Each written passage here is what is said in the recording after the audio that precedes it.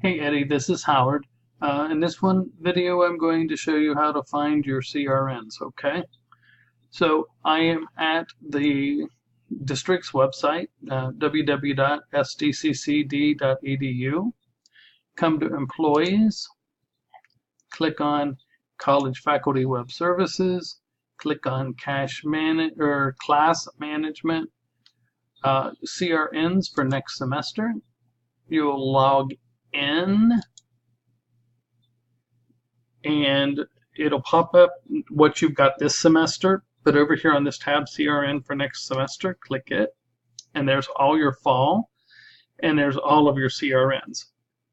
So you just need to jot those down or print those off because those are the ones that you will need when you ask for your course shells. And again, those are only your face-to-face shells.